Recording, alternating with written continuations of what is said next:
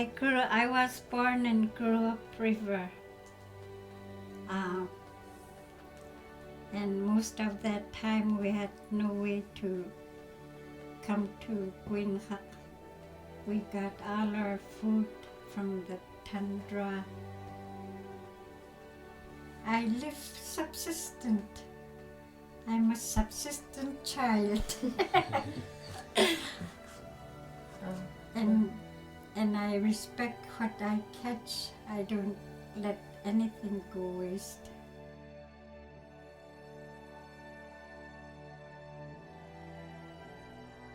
My father, in the territory of the United States, called Alaska, lived that kind of life. About the only regulation that he had was to himself. There was nothing written against what I should do in terms of hunting and catching anything out there. Virtually nothing. Subsistence way of life was a very lawless effort when we came to be through my father. He's the man that lived it. When I was a boy, I'm 78 years old now.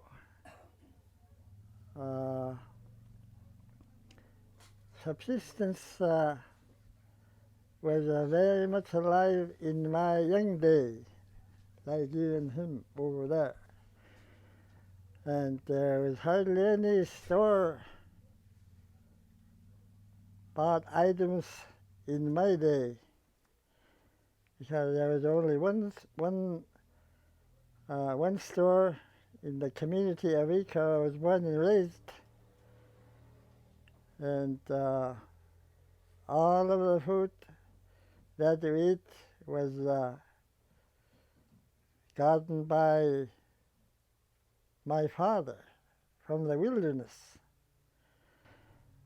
Rabbits were numerous, ptarmigan was numerous, muskrat. Those are all the things we eat from the tundra. Blackfish numerous throughout the winter. This is all the stuff that we didn't need to buy from the store. If you sit idle and do nothing, you will not be able to get what you need in your stomach because you're lazy. You're going to beg food from other people if you don't do that. That's what all the subsistence is all about. So you wouldn't go hungry during the cold months of the winter. It's part of our way of living. The way you hunt reveals yourself as being a native.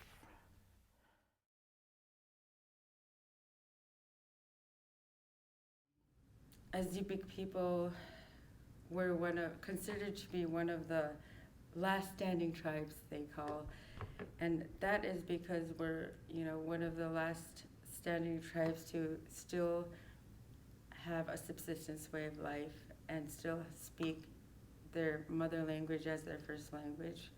So those are two very special things we have as Yupik people. To us, it's called survival. We have to hunt. We have to feed our kids. We need food in our freezers. Out there in the village, you'll be lucky to get a job that's year round. We have only projects that are seasonal. Practically most of the money goes to bills, and there's hardly no money left over to buy groceries at the store. So we have to hunt and fish to eat. The rising gas prices, we're limited on how far we can travel to hunt and subsist.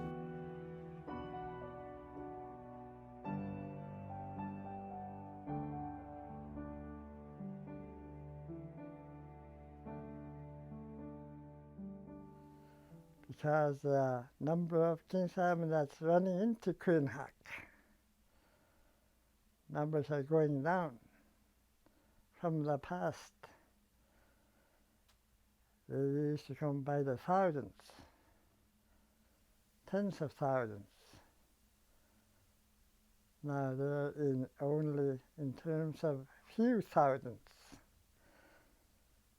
So seeing those numbers go down, it's necessary for them to install those laws against the way how many acid cats in order to preserve them.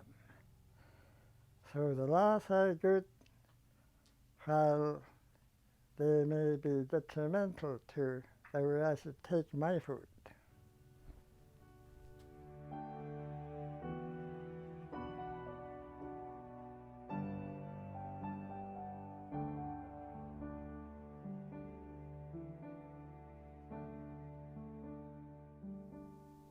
In my day, I'm seeing it, that subsistence is fading away very slowly from us.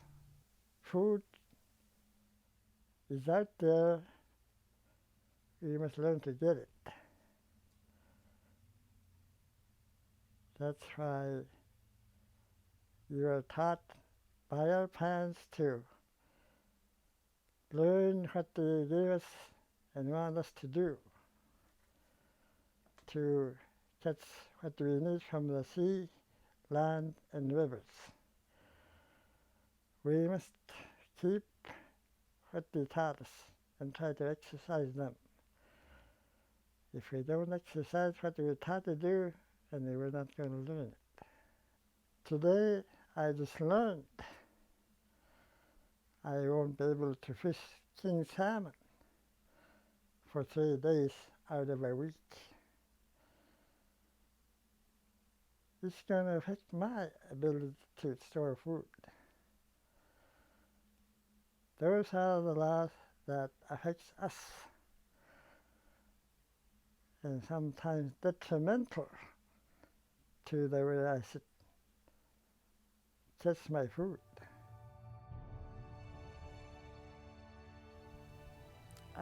I think that our own people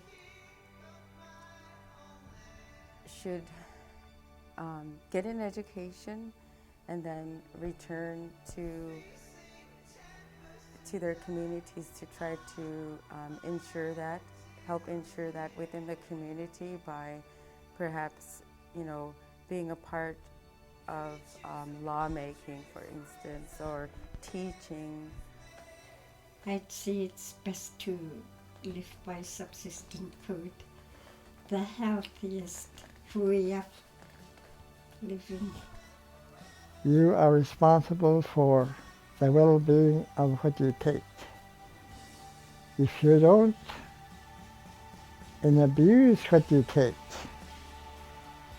then the resource is going to disappear. Our ancestral lesson is that you take what you need and don't take what you don't need. Keep those lessons to yourself so you'll need them to be a person living out in a rural village. We need subsistence in a rural village for us to be alive and be happy. Then the subsistence way of life will keep me alive for the time that I'm given to live. It's important that we subsist.